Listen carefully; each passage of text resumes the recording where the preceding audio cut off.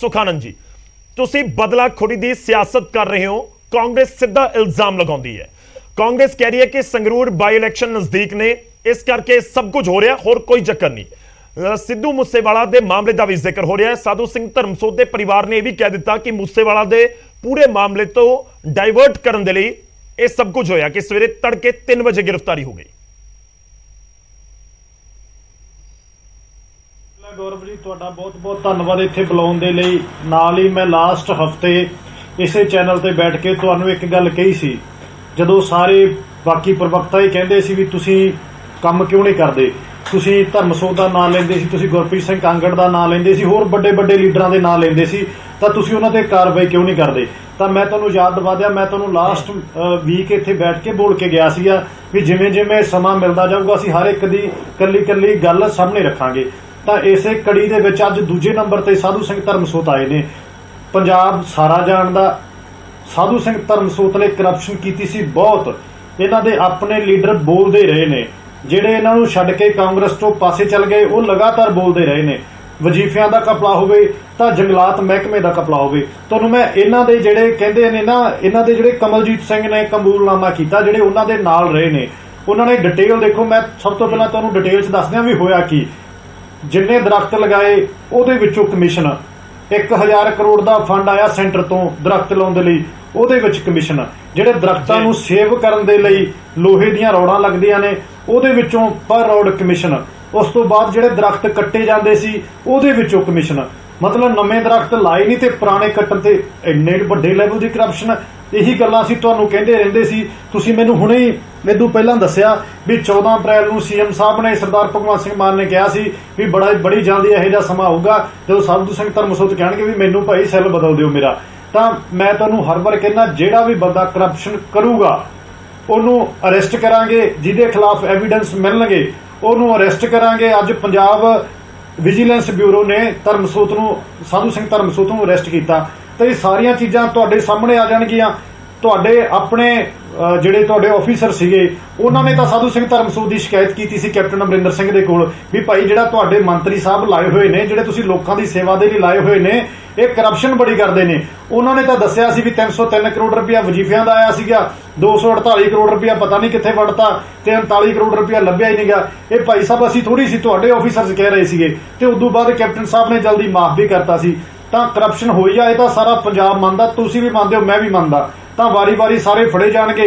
ਹਾਂ ਗੱਲ ਇੰਨੀ ਆ ਵੀ ਅੱਧੇ ਡਰਦੇ ਬੀਜੇਪੀ 'ਚ ਭੱਜੀ ਜਾਂਦੇ ਨੇ, ਅੱਧੇ ਇੱਥੇ ਹੀ ਰਹਿੰਦੇ ਨੇ। ਜਿਹੜਾ ਜਿੱਥੇ ਮਰਜ਼ੀ ਜਾਊਗਾ, ਇੱਕ ਕਰਪਸ਼ਨ ਤੇ 0% ਟੋਲਰੈਂਸ ਪਾਲਿਸੀ ਆ ਆਮ ਆਦਮੀ ਪਾਰਟੀ ਦੀ। ਚਾਹੇ ਉਹ ਆਪਣਾ ਬੰਦਾ ਹੋਵੇ, ਚਾਹੇ ਉਹ ਕਾਂਗਰਸ ਦਾ ਹੋਵੇ, ਚਾਹੇ ਕਿਸੇ ਮਰਜ਼ੀ ਪਾਰਟੀ ਦਾ ਹੋਵੇ। ਠੀਕ ਆ, ਤੁਸੀਂ ਭਾਈ ਤੁਹਾਡਾ ਮੰਤਰੀ ਬਣਿਆ ਗਿਆ, ਪੈਸੇ ਬਣਾਏ ਬਹੁਤ, ਤੁਹਾਡੇ ਕੋਲ ਹੋਰ ਕਹਿਣ ਨੂੰ ਹੈ ਵੀ ਕੁਝ ਨਹੀਂ। ਤੁਸੀਂ ਤਾਂ ਇਹੀ ਕਹੋਗੇ ਨਾ ਕਿ ਭਾਈ ਇਹ ਵੈਂਡੇਟਾ ਪੋਲਿਟਿਕਸ ਕਰਦੇ ਨੇ, ਪਰ ਇਹ ਲੋਕ ਜਾਣਦੇ ਨੇ, ਤੁਸੀਂ ਸਾਰੇ ਜਾਣਦੇ ਹੋ ਤੇ ਅਸੀਂ ਜਾਣਦੇ ਹਾਂ ਵੀ ਜਿਹੜਾ ਬੰਦਾ ਪੰਜਾਬ ਦੇ ਲੋਕਾਂ ਦਾ ਪੈਸਾ ਖਾਊਗਾ ਉਹਨੂੰ ਅਸੀਂ ਜੇਲ੍ਹਾਂ ਦੇ ਵਿੱਚ ਅੰਦਰ ਕਰਾਂਗੇ, ਉਹਨਾਂ ਤੇ ਇਨਕੁਆਇਰੀ ਚੱਲੂਗੀ, ਦੁੱਧ ਦਾ ਦੁੱਧ ਪਾਣੀ ਦਾ ਪਾਣੀ ਹੋਊਗਾ। ਇਹ ਮੈਂ ਤੁਹਾਡੇ ਚੈਨਲ ਤੇ ਦੁਬਾਰਾ ਫਿਰ ਕਲੀਅਰ ਕਰਦਾ।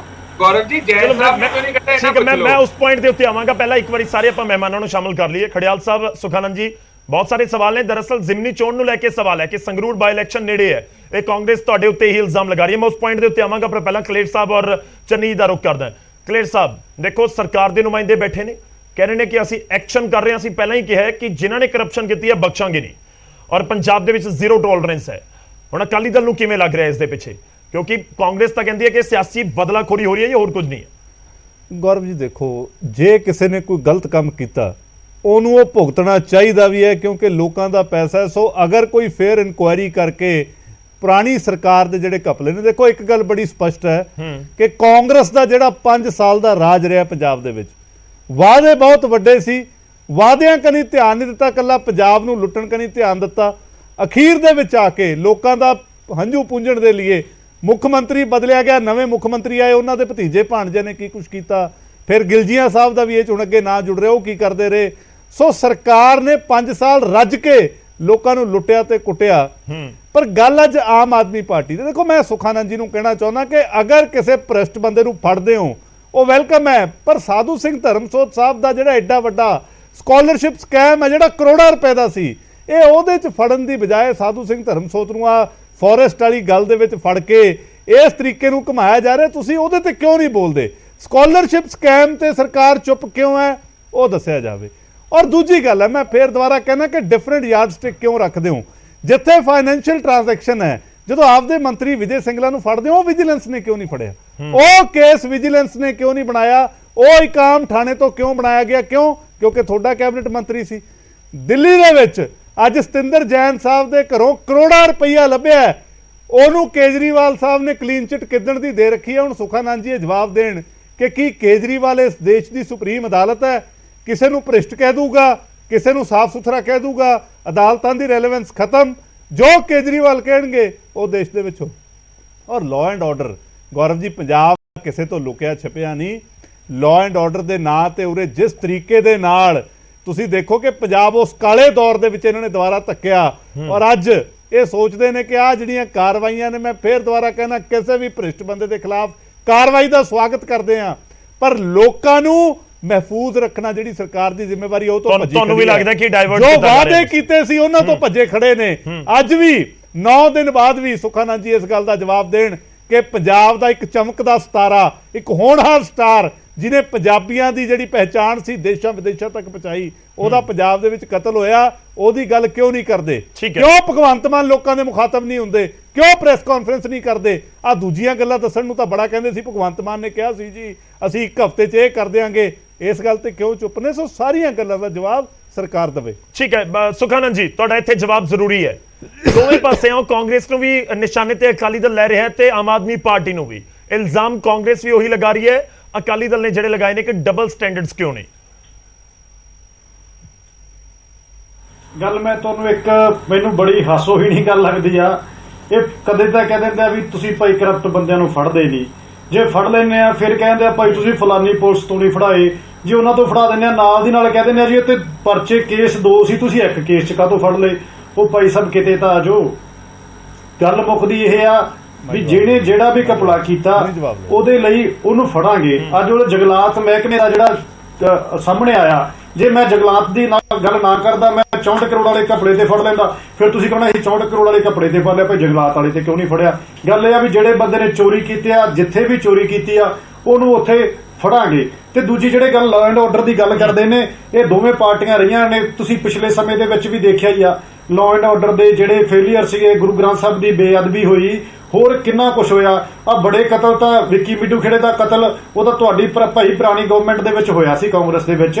ਗੱਲ ਇਹ ਆ ਵੀ ਤੁਸੀਂ ਜਿੰਨੀਆਂ ਚੋਰੀਆਂ ਕੀਤੀਆਂ, ਜਿੰਨੀਆਂ ਠੱਗੀਆਂ ਕੀਤੀਆਂ ਨੇ, ਜਦੋਂ ਅਸੀਂ ਉਹਨਾਂ ਨੂੰ ਫੜਾਂਗੇ ਤੁਸੀਂ ਵਿੱਚ ਇੱਕ ਨਵੀਂ ਚੀਜ਼ ਲੈ ਕੇ ਐਡ ਹੋ ਜਾਓਗੇ। ਤਾਂ ਸੁਖਾਨੰਦ ਜੀ, ਅਗਰ ਵਿੱਕੀ ਮਿੱਡੂ ਖੇੜੇ ਦਾ ਮਰਡਰ ਹੋ ਗਿਆ, ਕਾਂਗਰਸ ਦੀ ਮਾੜੀ ਕਾਰਗੁਜ਼ਾਰੀ ਕਰਕੇ ਹੋ ਗਿਆ, ਤੁਹਾਡੀ ਪਾਰਟੀ ਨੂੰ ਲਾਇਸੈਂਸ ਮਿਲ ਗਿਆ, ਨਾਲ ਦੀ ਨਾਲ ਜਿਹੜੇ ਵੀ ਆਮ ਆਦਮੀ ਪਾਰਟੀ ਨੂੰ ਲੋਕਾਂ ਨੇ ਫਿਰ ਫਤਵਾ ਦੇਤਾ। ਕਲੇਰ ਸਾਹਿਬ ਗੱਲ ਤਾਂ ਸੁਣ ਲਓ ਯਾਰ, ਕਲੇਰ ਸਾਹਿਬ ਗੱਲ ਸੁਣ ਲਓ। ਨਹੀਂ, ਤੁਸੀਂ ਇਸ ਗੱਲ ਤੇ ਤੁਸੀਂ ਕਹਿ ਵੀ ਕਿੱਦਾਂ ਸਕਦੇ ਆ? ਫਿਰ ਦੂਜੀ ਗੱਲ ਦਾ ਜਵਾਬ ਦੇ ਦਿਓ।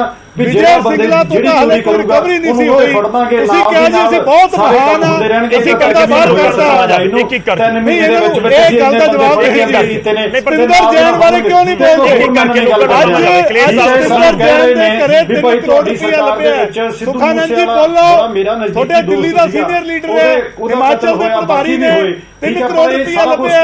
ਲੋਕਾਂ ਨੂੰ ਦੱਸੋ ਤਾਂ ਸਹੀ ਨਾ, ਖੁੱਲ ਕੇ ਬੋਲੋ। ਠੀਕ ਹੈ, ਇੱਕ ਵਾਰੀ ਕੰਪਲੀਟ ਕਰ ਲਓ ਸੁਖਾਨੰਦ ਜੀ। ਅਸੀਂ ਭਾਈ ਗੈਂਗ ਵੀ ਖੜੇ ਕਰਤੇ, ਬੰਦੇ ਵੀ ਖੜੇ ਕਰਤੇ, ਗੈਂਗਸਟਰ ਵੀ ਬਣਾਤੇ, ਦੁਸ਼ਮਣੀਆਂ ਵੀ ਪਾਤੀਆਂ, ਸਭ ਕੁਝ ਕਰ ਵੀ ਦਿੱਤਾ। ਤੇ ਨਾਲ ਦੀ ਨਾਲ ਤੁਹਾਡਾ ਪੁਆਇੰਟ ਵੈਲਿਡ ਹੈ, ਪਰ ਤੁਸੀਂ ਤਾਂ ਨਹੀਂ ਸੁਖਾਨੰਦ ਜੀ, ਦੇਖੋ ਇੱਕ ਪੁਆਇੰਟ ਇਹ ਵੀ ਹੈ ਕਿ ਜਸਟੀਫਾਈ ਤਾਂ ਨਹੀਂ ਹੋ ਸਕਦਾ। ਜਸਟੀਫਾਈ ਤਾਂ ਕੋਈ ਚੀਜ਼ ਨਹੀਂ ਹੋ ਸਕਦੀ ਕਿ ਜੇ ਗੈਂਗ ਪੁਰਾਣੇ ਸੀ ਜਾਂ ਗੈਂਗਸਟਰ ਪੁਰਾਣੇ ਸੀ ਤਾਂ ਹੁਣ ਵਾਰਦਾਤਾਂ ਨੂੰ ਅੰਜਾਮ ਦੇ ਰਹੇ ਨੇ ਤਾਂ ਮੌਜੂਦਾ ਸਰਕਾਰ ਤੇ ਉਂਗਲ ਉਠੇਗੀ। ਮੈਨੂੰ ਥੋੜਾ ਜਿਹਾ ਟਾਈਮ ਦਿਓ, ਮੈਂ ਤੁਹਾਡੇ ਕੋਲ ਵਾਪਸ ਆਉਣਾ। ਤੁਸੀਂ ਬਹੁਤ ਸਾਰੇ ਜਵਾਬ ਦੇਣੇ ਆ ਸੁਖਾਨੰਦ ਜੀ ਅੱਜ, ਕਿਉਂਕਿ ਸਰਕਾਰ ਤੁਹਾਡੀ ਹੈ, ਕਾਂਗਰਸ ਦੇ ਇੱਕ ਸਾਬਕਾ ਮੰਤਰੀ ਦੇ ਉੱਤੇ ਇਲਜ਼ਾਮ। ਮੈਂ ਤੁਹਾਡੇ ਕੋਲ ਵਾਪਸ ਆਉਣਾ ਸਰ, ਮੈਂ ਤੁਹਾਡੇ ਕੋਲ ਵਾਪਸ ਆਉਣਾ। ਮੈਂ ਚੰਨੀ ਜੀ ਦਾ ਇੱਕ ਵਾਰੀ ਰੁਕ ਕਰ ਲਵਾਂ, ਜਿਹੜੇ ਤੁਹਾਡੇ ਪੁਆਇੰਟ ਨੇ ਮੈਂ ਉਹਨਾਂ ਦੇ ਉੱਤੇ ਜਵਾਬ ਲੈਣ ਦੀ ਕੋਸ਼ਿਸ਼ ਕਰੂੰਗਾ, ਬੇਫਿਕਰ ਰਹੋ ਤੁਸੀਂ। ਐਸਐਸ ਚੰਨੀ ਜੀ ਸਾਡੇ ਨਾਲ ਨੇ ਬੀਜੇਪੀ ਤੋਂ। ਚੰਨੀ ਸਾਹਿਬ ਦੇਖੋ, ਬਦਲਾਖੋਰੀ ਦਾ ਜ਼ਿਕਰ ਤਾਂ ਹੋ ਰਿਹਾ ਹੈ, ਪਰ ਸਵਾਲ ਇੱਥੇ ਇਹ ਵੀ ਇੰਟਰਸਟਿੰਗ ਹੈ ਕਿ ਜਿਹੜੇ ਕੈਪਟਨ ਦੀ ਕੁਰਸੀ ਜਦੋਂ ਗਈ, ਥੋੜਾ ਜਿਹਾ ਧਿਆਨ ਸਾਡੇ ਦਰਸ਼ਕ ਵੀ ਦੇਣ ਕਿ ਜਦੋਂ ਕੈਪਟਨ ਦੀ ਕੁਰਸੀ ਗਈ ਕੈਪਟਨ ਅਮਰਿੰਦਰ ਸਿੰਘ ਦੀ, ਤਾਂ ਉਸ ਤੋਂ ਬਾਅਦ ਚਰਨਜੀਤ ਸਿੰਘ ਚੰਨੀ ਸੀਐਮ ਬਣਦੇ ਨੇ ਤੇ 5 ਮੰਤਰੀਆਂ ਦੀ ਕੁਰਸੀ ਜਾਂਦੀ ਹੈ। ਉਹਨਾਂ ਦੇ ਵਿੱਚੋਂ 4 ਅੱਜ ਬੀਜੇਪੀ ਦੇ ਵਿੱਚ ਨੇ, ਇੱਕ ਕਾਂਗਰਸ ਦੇ ਵਿੱਚ ਹੈ, ਉਸ ਦਾ ਨਾਮ ਹੈ ਸਾਧੂ ਸਿੰਘ ਧਰਮਸੋਤ, ਜੋ ਹੁਣ ਸਲਾਖਾਂ ਦੇ ਪਿੱਛੇ ਨੇ। ਚੰਨੀ ਸਾਹਿਬ, ਤੁਸੀਂ ਇਸ ਨੂੰ ਕਿਵੇਂ ਲੈ ਰਹੇ ਹੋ? ਔਰ ਸਿਆਸੀ ਬਦਲਾਖੋਰੀ ਦੇ ਇਲਜ਼ਾਮ ਤੁਹਾਡੇ ਉੱਤੇ ਵੀ ਲੱਗਦੇ ਨੇ, ਤੁਸੀਂ ਵੀ ਲਗਾ ਰਹੇ ਹੋ, ਪਰ ਇੱਕ ਵੱਡਾ ਨਾਮ ਤਾਂ ਪੰਜਾਬ ਦੀ ਸਿਆਸਤ ਦਾ ਅੱਜ ਸਲਾਖਾਂ ਦੇ ਪਿੱਛੇ ਹੈ, ਸਾਧੂ ਸਿੰਘ ਧਰਮਸੋਤ। ਦੇਖੋ ਗੌਰਵ, ਗੱਲ ਇਹ ਹੈਗੀ ਹੈ ਕਿ ਅਸੀਂ ਐਜ਼ ਏ ਪਾਰਟੀ ਵੈਲਕਮ ਕਰਦੇ ਹਾਂ ਕਿ ਜੇ ਧਰਮਸੋਤ ਸਾਹਿਬ ਨੇ ਕੋਈ ਮਾੜਾ ਕੰਮ ਕੀਤਾ ਹੈਗਾ, ਚਾਹੇ ਉਹ ਸਕਾਲਰਸ਼ਿਪ ਦਾ ਕੇਸ ਸੀਗਾ, 64 ਕਰੋੜ ਰੁਪਏ ਦਾ ਜਿਹੜਾ ਇਲਜ਼ਾਮ ਲੱਗਿਆ ਸੀ, ਉਹਦੇ ਆਪਣੇ ਪ੍ਰਿੰਸੀਪਲ ਸੈਕਟਰੀ ਨੇ ਲਗਾਇਆ ਸੀਗਾ ਸਾਰਾ। ਉਸ ਤੋਂ ਬਾਅਦ ਦਿਨ ਸੀਐਮ ਨੇ ਚੀਫ ਸੈਕਟਰੀ ਤੋਂ ਰਾਹੀਂ ਇੱਕ ਕਮੇਟੀ ਬਣਾ ਦਿੱਤੀ 3 ਅਫਸਰਾਂ ਦੀ, ਉਹਨਾਂ ਨੇ ਉਹਨੂੰ ਕਲੀਨ ਚਿੱਟ ਦੇ ਦਿੱਤੀ, ਜਿਹੜਾ ਕਿ ਕਿਸੇ ਨੇ ਨਹੀਂ ਮੰਨਿਆ, ਕਿਉਂਕਿ ਉਹਦੇ ਵਿੱਚ ਕੁਝ ਅਜਿਹੇ ਕਾਲਜ ਸੀਗੇ ਜਿਨ੍ਹਾਂ ਕੋਲ ਆਲਰੇਡੀ ਪੈਸੇ ਲੈਣੇ ਸੀ, ਉਹਨਾਂ ਨੂੰ ਵੀ ਉਲਟੇ ਪੈਸੇ ਦੇ ਦਿੱਤੇ। 16 ਕਰੋੜ ਦੀ ਜਗ੍ਹਾ 8 ਕਰੋੜ ਰੁਪਇਆ ਹੋ ਦਿੱਤਾ, ਬਸ 24-25 ਕਰੋੜ ਰੁਪਇਆ ਉਹ ਬਣ ਗਿਆ। 39 ਕਰੋੜ ਟੋਟਲ ਹੋ ਗਿਆ, 64 ਦਾ ਟੋਟਲ ਜਿਹੜਾ ਘਪਲਾ ਸੀਗਾ ਉਹ ਹੋ ਗਿਆ। ਉਹਦੇ ਤੇ ਕੋਈ ਤਸੱਲੀ ਬਖਸ਼ ਕਿਸੇ ਦੀ ਨਹੀਂ ਹੈਗੀ। ਇਹ ਠੀਕ ਹੈ, ਕਵਰ ਅਪ ਹੋ ਗਿਆ, ਔਰ ਇਹਨਾਂ ਨੂੰ ਵੀ ਚਾਹੀਦਾ ਉਸ ਮਸਲੇ ਦੀ ਵੀ ਜਾਂਚ ਕਰਨੀ ਚਾਹੀਦੀ ਹੈ।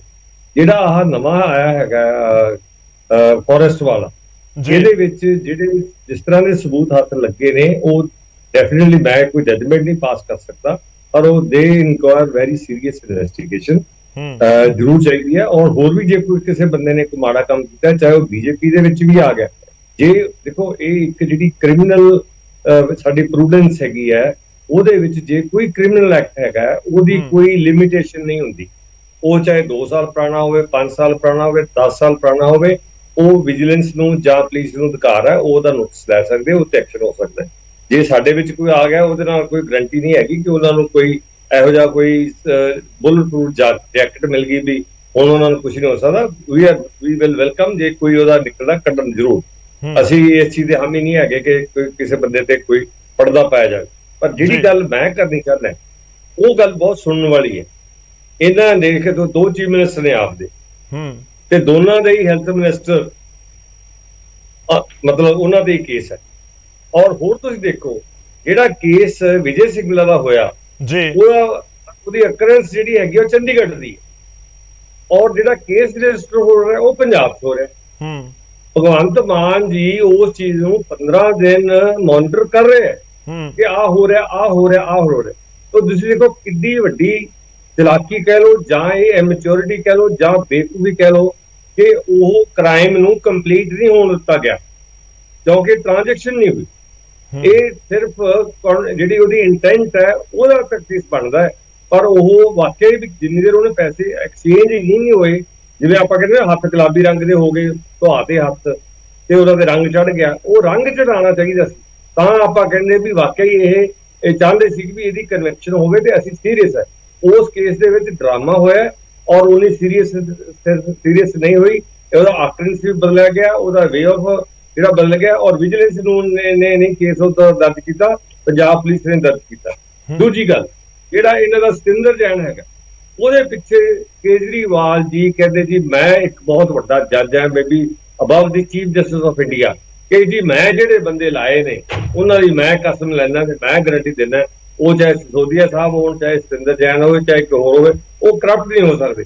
ਵੇਅਰ ਐਸ ਕਿੰਨਾ ਕੁਛ ਸਬੂਤ ਹੈ ਉਹਦਾ, ਸੀਬੀਆਈ ਦਾ, ਈਡੀ ਦਾ, recovery, gold coin, biscuits, money, what not, ਉਹ ਇਹਨਾਂ ਦਾ ਉਹਦੇ ਕੋਲ ਕੀ ਜਵਾਬ ਹੈਗਾ। ਤੇ ਫਿਰ ਜਿਨ੍ਹਾਂ ਦੀ ਮੈਂ ਕਹਾਂਗਾ ਕਿ ਲੋਕ ਆਲਰੇਡੀ ਪਛਤਾਉਣ ਲੱਗ ਗਏ ਨੇ, ਇਹ ਡਾਇਵਰਸ਼ਨ ਹੈਗੀਆਂ ਨੇ। ਦੇਖੋ ਇਹਨਾਂ ਨੂੰ ਕੰਮ ਕਰਨਾ ਪਤਾ ਕੀ ਚਾਹੀਦਾ ਕਿ ਜਿਹੜੀਆਂ ਅਸੀਂ ਗਰੰਟੀਆਂ ਕੀਤੀਆਂ, ਜਿਹੜੇ ਅਸੀਂ ਵਾਅਦੇ ਕੀਤੇ, ਉਹ ਅਸੀਂ ਕੰਮ ਕਰੀਏ ਨਿੱਘਰ ਪਹਿਲਾਂ, ਤੇ ਇਹ ਫ੍ਰਿਲਸ ਜਿਹੜੀਆਂ ਹੈਗੀਆਂ ਨੇ ਆਉਂਦੇ ਜਾਂਦੇ ਰਹਿਣਗੀਆਂ ਨੇ। ਨਹੀਂ ਚੰਨੀ ਜੀ, ਦੇਖੋ ਜੇ ਕਿਸੇ ਨੇ ਕਰਪਸ਼ਨ ਕੀਤੀ ਹੈ ਤਾਂ ਤੁਹਾਨੂੰ ਲੱਗਦਾ ਹੈ ਕਿ ਉਸ ਦੇ ਉੱਤੇ ਮੇਨ ਫੋਕਸ ਨਹੀਂ ਹੋਣਾ ਚਾਹੀਦਾ?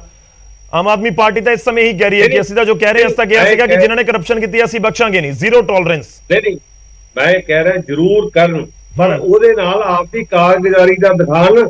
ਇੱਕ ਪਪਟ ਗਵਰਨਮੈਂਟ ਬਣ ਕੇ ਰਹਿ ਗਈ ਹੈ, ਸਾਰੀ ਦੁਨੀਆ ਨੂੰ ਪਤਾ ਹੈ ਕਿ ਮੂਸੇਵਾਲ ਦੇ ਅਫਸੋਸ ਵਾਸਤੇ ਪਹਿਲਾਂ ਦਿੱਲੀ ਜਾਇਆ ਜਾਂਦਾ, ਅਗਲੇ ਦਿਨ ਉਹ ਮੂਸੇਵਾਲੇ ਦੇ ਘਰੇ ਉਹਦੇ ਨਾਲ ਜਾਂਦਾ, ਔਰ ਉੱਥੇ ਵੀ ਜਿਹੜੇ 10 ਬੰਦੇ ਬੈਠੇ ਆ ਨਾ, ਉਹਦੇ ਵਿੱਚ ਸਿਵੀ ਦੇ ਵਿੱਚ ਲੋਕ ਬੈਠੇ ਨੇ, ਔਰ ਮੂਸੇਵਾਲੇ ਦੇ ਫਾਦਰ ਦੇ ਪਿੱਛੇ ਵੀ ਇੱਕ ਡੀਐਸਪੀ ਬੈਠਾ ਹੈ, ਜਿਹੜਾ ਕਿ ਸ਼ਾਇਦ ਕਿ ਜੇ ਗੁੱਸਾ ਆ ਗਿਆ ਉਹਨਾਂ ਦੇ ਫਾਦਰ ਸਾਹਿਬ ਨੂੰ, ਤਾਂ ਕਿਤੇ ਕੋਈ ਗੱਲ ਉਹਨਾਂ ਦੇ ਗੱਲ ਨਾ ਪੈ ਜਾਣ। ਏਦਾਂ ਦੇ ਵਿੱਚ ਕੌਨਫੀਡੈਂਸ ਹੈ। ਇੱਕ ਦਿਨ ਡਿਬੇਟ ਤੇ ਅਸੀਂ ਚੱਲਦੇ ਸੀ, ਟਾਈਮ ਦਾ ਉਹ ਤੇ ਡਿਬੇਟ ਚੱਲਦੀ ਸੀ, ਉਹਦੇ ਠੀਕ ਆ, ਆਪਾਂ ਪੁਆਇੰਟ ਦੇ ਉੱਤੇ ਰਹੀਏ। ਬਲਦੀਪ ਸਿੰਘ ਆਈ ਕੈਨ ਕੋਟ ਹੈ ਕਿ ਜੀ ਲਿੰਚਿੰਗ ਤੋਂ ਡਰਦੇ ਅਸੀਂ ਨਹੀਂ ਗਏ। ਇਹੋ ਜਿਹੀ ਸਰਕਾਰ ਜਿਹੜੀ ਇਸ ਦਾ ਦੁੱਖ ਵਡਾਉਣ ਵੀ ਨਹੀਂ ਜਾ ਸਕਦੀ। अब देखो बहुत सारे इश्यूज ਹੈਗੇ ਨੇ ਜਿਸ ਤਰ੍ਹਾਂ ਹਸਪੀਟਲ ਨੇ ਦੱਸਿਆ ਬਿਲਕੁਲ ਅਲੱਗ ਹੋ ਜਾਏਗੀ ਚੰਨੀ ਜੀ, ਬਿਲਕੁਲ ਅਲੱਗ ਹੋ ਜਾਏਗੀ ਡਿਬੇਟ ਜੇ ਆਪਾਂ ਉਸ ਇਸ਼ੂ ਦੇ ਉੱਤੇ ਚੱਲ ਪਏ। ਸਿੱਧੂ ਮੂਸੇਵਾਲਾ ਦਾ ਜ਼ਿਕਰ ਅੱਜ ਕੱਲ ਹਰ ਇੱਕ ਖਬਰ ਦੇ ਵਿੱਚ ਹੋ ਰਿਹਾ, ਉਸ ਦੇ ਵਿੱਚ ਕੋਈ ਡਾਊਟ ਨਹੀਂ ਹੈ, ਪਰ ਮੈਂ ਅੱਗੇ ਵਧਾਂ ਜਿਹੜਾ ਤੁਸੀਂ ਜ਼ਿਕਰ ਕਰ ਰਹੇ ਹੋ ਕਿ ਸਰਕਾਰ ਦਾ ਫੋਕਸ ਇਸ ਸਮੇਂ ਕਿਸ ਦੇ ਉੱਤੇ ਹੈ ਕਿ ਜਿਹੜੇ ਵਾਅਦੇ ਨੇ ਉਹਨਾਂ ਨੂੰ ਪੂਰਾ ਕੀਤਾ ਜਾਵੇ, ਤੇ ਦੂਜੇ ਪਾਸੇ ਫੋਕਸ ਜਿਹੜੇ ਭ੍ਰਿਸ਼ਟ ਹੈ ਉਹਨਾਂ ਦੇ ਉੱਤੇ ਸਰਕਾਰ ਕਹਿ ਰਹੀ ਹੈ ਕਿ ਅਸੀਂ ਤਾਂ ਕਹਿ ਰਹੇ ਹਾਂ ਕਿ ਅਸੀਂ ਛੱਡਾਂਗੇ ਨਹੀਂ ਤਾਂ ਉਹੀ ਹੋ ਰਿਹਾ। ਕਲੇਰ ਸਾਹਿਬ ਇੱਕ ਛੋਟਾ ਜਿਹਾ ਕਮੈਂਟ, ਉਸ ਤੋਂ ਬਾਅਦ ਮੈਂ ਖੜਿਆਲ ਸਾਹਿਬ ਦਾ ਰੁਖ ਕਰਦਾ।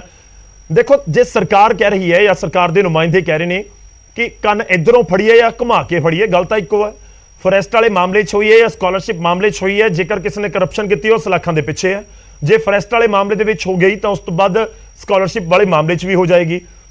ਬੇਸਿਕਲੀ ਗੱਲ ਇਹ ਹੈ ਕਿ ਜੇ ਇੱਕ ਪਾਸੇ ਐਕਸ਼ਨ ਹੋ ਗਿਆ ਤਾਂ ਦੂਜੇ ਪਾਸੇ ਤੋਂ ਸਵਾਲ ਉੱਠ ਗਏ, ਜੇ ਦੂਜੇ ਪਾਸੇ ਹੋ ਜਾਂਦਾ ਤਾਂ ਤੁਸੀਂ ਪਹਿਲੇ ਪਾਸੇ ਤੋਂ ਚੁੱਕ ਲੈਣੇ ਸੀ। ਆਮ ਆਦਮੀ ਪਾਰਟੀ ਦੇ ਵਿਧਾਇਕ ਇਹ ਕਹਿ ਰਹੇ ਨੇ।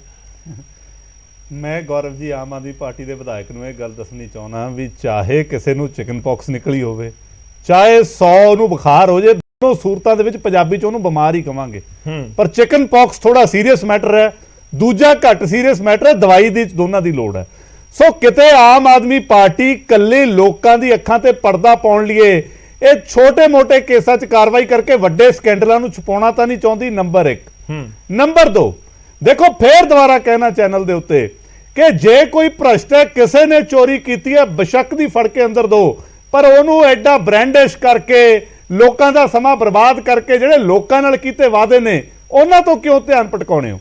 ਦੇਖੋ ਸਰਕਾਰ ਦੀ ਹਰ ਚੀਜ਼ 'ਚ ਦੋ ਨੀਤੀਆਂ ਨੇ। ਮੈਂ ਮੂਸੇਵਾਲਾ ਸਾਹਿਬ ਦੇਖੋ ਗੱਲ ਬਿਲਕੁਲ ਸਹੀ ਹੈ ਕਿ ਉਹ ਅੱਡ ਮੈਟਰ ਹੈ, ਪਰ ਮੈਂ ਸਰਕਾਰ ਦੀ ਇੱਕ ਤੁਹਾਨੂੰ ਨੀਤੀ ਦੱਸਦਾ। 424 ਬੰਦਿਆਂ ਦੀ ਸਿਕਿਉਰਿਟੀ ਵਿਡਰਾਅ ਹੋਈ, ਉਹਦੇ ਵੱਡੇ ਵੱਡੇ ਇਸ਼ਤਿਹਾਰ ਲੱਗੇ ਫੇਸਬੁੱਕ, ਸੋਸ਼ਲ ਮੀਡੀਆ ਤੇ ਅਖਬਾਰਾਂ 'ਚ ਕਿ ਜੀ ਚੱਲੀ VIP ਤੇ ਕੈਂਚੀ, ਔਰ ਬਾਅਦ 'ਚ ਹਾਈ ਕੋਰਟ 'ਚ ਐਫੀਡੇਵਿਟ ਦਿੱਤਾ ਕਿ ਜੀ ਇਸ ਤਾਂ ਆਰਜੀ ਤੌਰ ਤੇ ਵਿਡਰਾਅ ਕੀਤੀ ਸੀ, ਸਿਰਫ ਅਸੀਂ ਆ ਘੱਲੂਘਾਰਾ ਸੀਗਾ ਤਾਂ ਕੀਤੀ ਸੀ, ਵਾਪਸ ਦੇ ਦੇਣੀ ਹੈ। ਮੈਂ ਆਮ ਆਦਮੀ ਪਾਰਟੀ ਨੂੰ ਪੁੱਛਣਾ ਚਾਹੁੰਦਾ, ਜੇ ਆਰਜੀ ਤੌਰ ਤੇ 4 ਦਿਨਾਂ ਲਈ ਇਹ ਕੀਤੀ ਸੀ ਤਾਂ ਕਰੋੜਾਂ ਰੁਪਏ ਦੀ ਇਸ਼ਤਿਹਾਰਬਾਜ਼ੀ ਕਿਉਂ, ਲੋਕਾਂ ਨੂੰ ਦਿਖਾਵਾ ਕਿਉਂ, ਚੱਲੀ ਕੈਂਚੀ, ਜਦੋਂ ਹਾਈ ਕੋਰਟ 'ਚ ਤਾਂ ਐਫੀਡੇਵਿਟ ਦਿੰਦੇ ਹੋ ਕਿ ਜੀ ਆਰਜੀ ਤੌਰ ਤੇ ਕੀਤੀ ਹੈ। ਸੋ ਇਹ ਜਿਹੜੀ ਸਰਕਾਰ ਹੈ ਡਰਾਮੇ ਜ਼ਿਆਦਾ ਕਰ ਰਹੀ ਹੈ, ਕੰਮ ਘੱਟ ਕਰ ਰਹੀ ਹੈ। ਵਿਜੇ ਸਿੰਗਲਾ ਜੀ ਦਾ ਇੰਨਾ ਕਮਜ਼ੋਰ ਕੇਸ ਆ, ਮੈਂ ਤੁਹਾਨੂੰ ਦੱਸਦਾ ਕਿ ਵਿਜੇ ਸਿੰਗਲਾ ਜੀ ਅਗਲੇ ਹਫ਼ਤੇ ਤੱਕ ਉਹ ਬਾਹਰ ਹੋਣਗੇ, ਕਿਉਂਕਿ ਉਹਨਾਂ ਦਾ ਰੈੱਡ ਹੈਂਡਡ ਨਾ ਟਰੈਪ ਹੈ ਨਾ ਕੋਈ ਰਿਕਵਰੀ ਹੈ, ਸਿਰਫ ਲੋਕਾਂ ਦੀ ਅੱਖਾਂ ਪੂੰਝੀਆਂ ਨੇ। ਔਰ ਉਹ ਸਵਾਲ ਦੁਬਾਰਾ ਖੜਾ ਹੈ ਦੇ ਘਰੋਂ ਹਿਮਾਚਲ ਦੇ ਪ੍ਰਭਾਰੀ ਆਪ ਦੇ ਇਹ ਬੈਠੇ ਦੱਸ ਦੇਣ ਕਿ ਸਤਿੰਦਰ ਜੈਨ ਦੇ ਘਰੋਂ ਜਿਹੜਾ 3 ਕਰੋੜ ਰੁਪਇਆ ਲੱਭਿਆ ਉਹ ਤੇ ਕਾਰਵਾਈ ਕਦੋਂ ਹੋਊ, ਕਿਉਂਕਿ ਨਾ ਤਾਂ ਉਹਨੂੰ ਮਿਨਿਸਟਰੀ ਤੋਂ ਹਟਾਇਆ, ਨਾ ਆਮ ਆਦਮੀ ਪਾਰਟੀ ਤੋਂ ਹਟਾਇਆ, ਔਰ ਕੇਜਰੀਵਾਲ ਸਾਹਿਬ ਨੂੰ ਡਿਫੈਂਡ ਕਰ ਰਹੇ ਨੇ। ਸੋ ਇਹ ਕੈਸੀ ਇਮਾਨਦਾਰੀ ਹੈ। ਪਰ ਜੀ ਇੱਕ ਗੱਲ ਹੋਰ ਜੀ, ਇਹ ਦੱਸ ਦੇਣ ਸੁਖਾਨੰਦ ਜੀ, ਇਹ ਤਾਂ ਆਮ ਆਦਮੀ ਪਾਰਟੀ ਨਾਲ ਜੁੜੇ ਰਹੇ ਨੇ। 2018 ਦੇ ਵਿੱਚ ਜਿਹੜੀ ਇਹਨਾਂ ਨੇ ਇਨਕਮ ਟੈਕਸ ਦੀ ਰਿਟਰਨ ਭਰੀ ਸੀ ਆਮ ਆਦਮੀ ਪਾਰਟੀ ਨੇ, ਇਹਨਾਂ ਦਾ ਇੱਕ ਪੋਰਟਲ ਹੁੰਦਾ ਸੀ ਜਿਸ 'ਚ ਬਾਹਰੋਂ ਪੈਸਾ ਆਇਆ ਸੀ। ਉਹ ਪੋਰਟਲ ਦੇ ਵਿੱਚ ਤੇ ਰਿਟਰਨ ਦੇ ਵਿੱਚ ਘੱਟੋ ਘੱਟ ਮੈਨੂੰ ਲੱਗਦਾ ਵੀ ਕਈ 100 ਕਰੋੜ ਦਾ ਫਰਕ ਆਇਆ ਸੀ। ਇਹਨਾਂ ਨੇ ਉਹ ਪੋਰਟਲ ਡਿਲੀਟ ਕਰਤਾ। ਇਹ ਦੱਸ ਦੇਣ ਉਹ ਪੋਰਟਲ ਅੱਜ ਤੱਕ ਦੁਬਾਰਾ ਚੱਲਿਆ। ਠੀਕ ਹੈ, ਮੈਂ ਉਹਨਾਂ ਦੇ ਹਾਥੀ ਦੇ ਦੰਦ ਖਾਣ ਵਾਲੇ ਤੇ ਖਾਣ ਵਾਲੇ ਹਰ ਇੱਕ ਟੌਪਿਕ ਦੇ ਉੱਤੇ ਅਲੱਗ ਤੋਂ ਬਹਿਸ ਹੋ ਸਕਦੀ ਹੈ, ਪਰ ਉਹ ਗੱਲ ਉਹੀ ਹੈ ਕਿ ਜੇ ਆਪਾਂ ਇੱਕ ਪੁਆਇੰਟ ਤੋਂ ਤੁਰਾਂਗੇ ਅਲੱਗ-ਅਲੱਗ ਪੁਆਇੰਟਸ ਦੇ ਉੱਤੇ, ਤਾਂ ਜਿਸ ਪੁਆਇੰਟ ਤੋਂ ਤੁਰੇ ਸੀ ਉਹ ਤਾਂ ਪਿੱਛੇ ਰਹਿ ਹੀ ਜਾਏਗਾ। ਜੀ ਪੁਆਇੰਟ ਇੱਕੋ ਹੀ ਹੈ ਕਿ ਇਮਾਨਦਾਰੀ ਤੇ ਦੋ ਰਸਤੇ ਫੜਦੇ ਨੇ, ਇੱਕ ਇਹਨਾਂ ਦਾ ਹੋਰ ਰਸਤਾ ਹੈ, ਚਲੋ ਜਵਾਬ ਦੇਣਗੇ, ਹੱਥ ਵੀ ਇਹ ਹੋਰ ਰਸਤੇ ਤੇ ਚੱਲਦੇ ਨੇ। ਕਾਰਵਾਈ ਕਰਨ ਭ੍ਰਿਸ਼ਟਾਂ ਤੇ ਸਵਾਗਤ। ਠੀਕ ਹੈ, ਮੁਸਕਰਾ ਵੀ ਰਹੇ ਨੇ ਸੁਖਾਨੰਦ ਜੀ, ਜਵਾਬ ਦੇਣਗੇ। ਥੋੜਾ ਜਿਹਾ ਹੋਰ ਇੰਤਜ਼ਾਰ ਕਰਿਓ ਸੁਖਾਨੰਦ ਜੀ।